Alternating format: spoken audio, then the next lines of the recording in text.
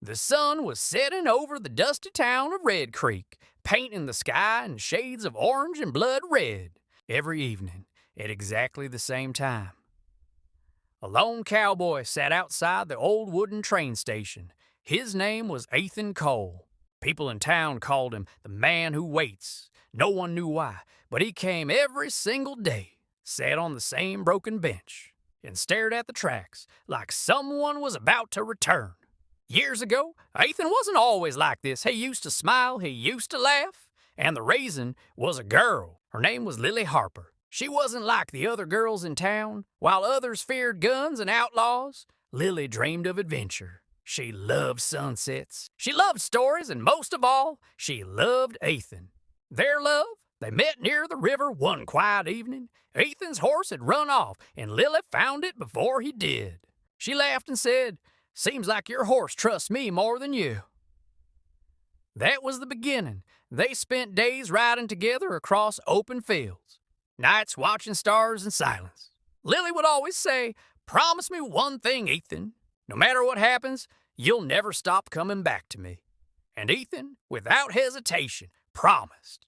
But the Wild West wasn't kind to love stories. One day, trouble came to Red Creek. A dangerous outlaw gang led by Victor Kane arrived. They robbed banks, burned homes, and killed anyone who stood in their way. Ethan knew staying meant danger for Lily, so he made a choice. The goodbye at the train station, Lily stood there, tears in her eyes. "Come with me," she begged. "We can leave this place together." But Ethan shook his head. "If I run under, they'll follow, and you'll never be safe." Lily grabbed his hand tightly. "Then I'll wait for you." Ethan smiled, but his eyes were filled with pain. "No, I'll come back to you."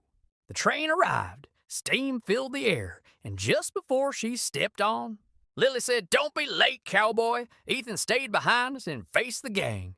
The battle lasted days. Gunshots echoed across the desert. Dust turned red with blood. In the end, Ethan won. But victory came at a cost. He was badly injured, barely alive. Weeks later, Ethan finally made it to the town where Lily had gone, but when he arrived, something felt wrong. The streets were quiet, and then he saw it. A small grave under a lonely tree, the name on it, Lily Harper. His world shattered.